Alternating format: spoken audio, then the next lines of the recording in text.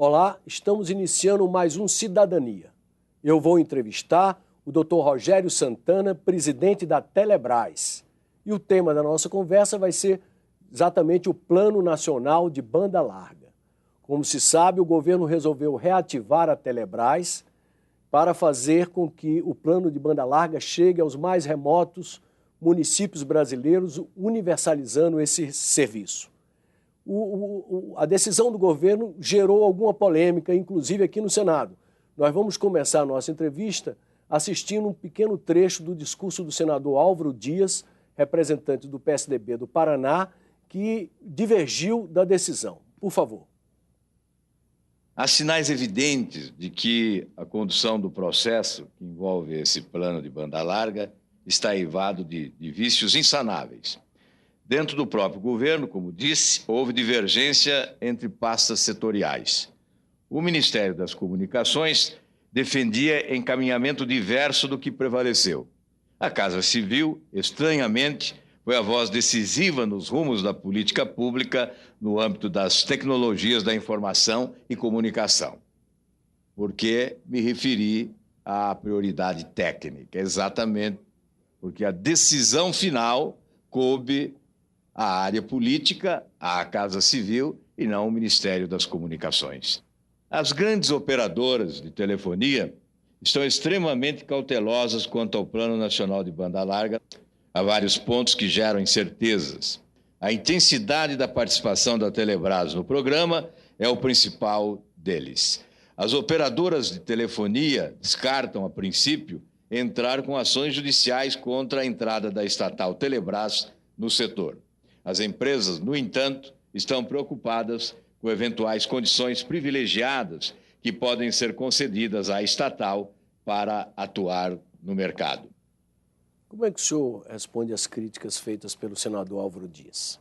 O senador faz uma versão simplificada do intenso debate que o governo estabeleceu e que resultou na decisão que não foi da Casa Civil, foi do presidente Lula.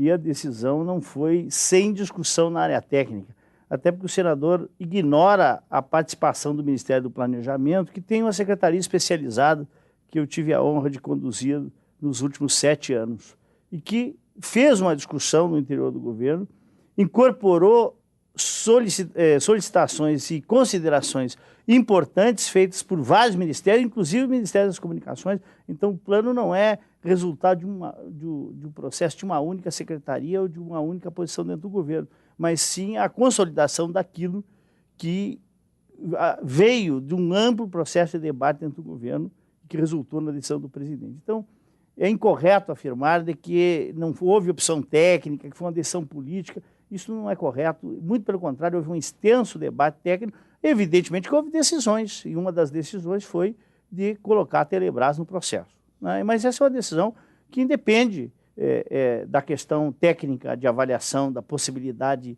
material de executar o plano. E como reagiram as operadoras? As operadoras, e o próprio senador faz menção, aparece em vários momentos na mídia, dizendo que elas temem a atuação privilegiada da Telebrás.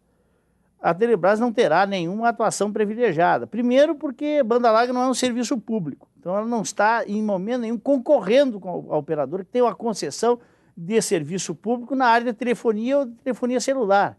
Não se refere à banda larga. Aí é um serviço autorizado e, portanto, não é um serviço público, não está concorrendo com telefonia fixa ou celular, né? Já é um equívoco aí quando se faz uma mistura de todas essas coisas para dizer que o operador estaria ameaçado no seu serviço de telefonia fixa. Não está, né? É bom também que se diga que o único possibilidade diferente que a Telebrás tem em relação às operadoras é que, como ela é uma empresa do governo, poderá fornecer serviço para o governo sem que o governo tenha que licitar, né? Que o governo tem controle da empresa.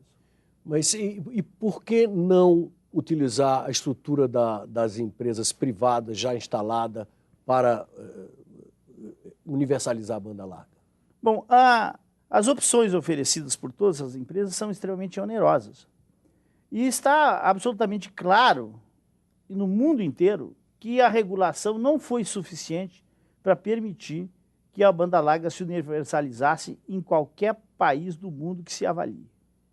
A Austrália está fazendo uma empresa muito similar ao que nós estamos fazendo aqui no Brasil. Os Estados Unidos estão com um plano também de banda larga. Portugal, tem 16 países fazendo planos nacionais de banda larga.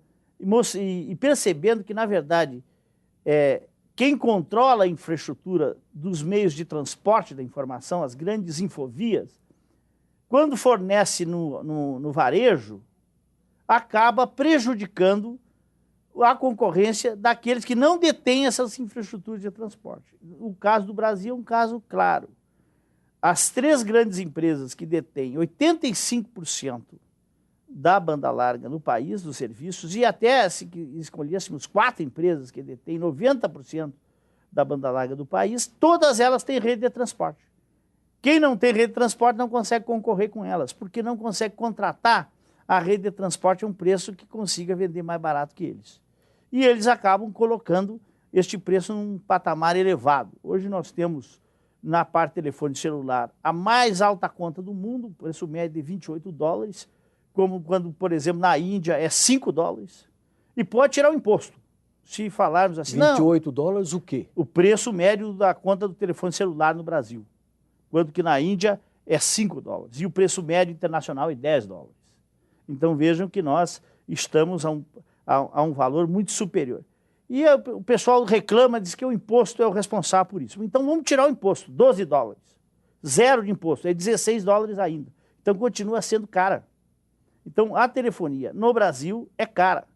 E justamente porque não tem concorrência suficiente. E quando eu estou falando de celular, que é a que tem mais concorrência. Na fixa tem menos. A planta vem, inclusive, diminuindo de tamanho. E banda larga usa essas infraestruturas de transporte, que são de controle dessas empresas, de empresas de seu grupo de operação, e acabam eliminando os outros concorrentes. A regulação não tem sido suficiente para fazer isso. Aliás, a regulação hoje é usada como um mecanismo de proteção dessas indústrias para não receber concorrência. Então elas estão se agarrando nos mecanismos de natureza regulatória para impedir que a entrada de novas tecnologias, de novos concorrentes, capazes de oferecer serviços mais baratos e melhores. Então a Telebrás vai fazer sua própria infovia. Exato. Esta infovia da Telebrás será uma rede de transporte neutra que vai promover a concorrência, vai trazer concorrência onde não existe. Vai trazer para este ambiente aqueles pequenos provedores que hoje não conseguem vender para o usuário final um preço competitivo. E introduzir uma banda larga de qualidade, mais barata, para forçar que essas redes de transporte baixem seus preços. E com isso se estabeleça a concorrência onde não há. Mas a Telebrás então vai oferecer todo o serviço até a ponta? Não. Ela vai oferecer preferencialmente até a cidade. Então ela vai chegar na cidade, e na cidade quem vai vender o serviço vai ser o provedor. Qualquer um. Pode ser uma empresa de telefonia celular, que tenha lá o seu 3G, pode ser um provedor de acesso pequenininho, e naquela cidade onde não é negócio para uma grande operadora, pode ser negócio para um pequeno provedor, até mesmo uma lan house, numa localidade muito pequenininha, pode ser a que vai ser responsável por vender aquele acesso ao usuário final, aquela chamada última milha.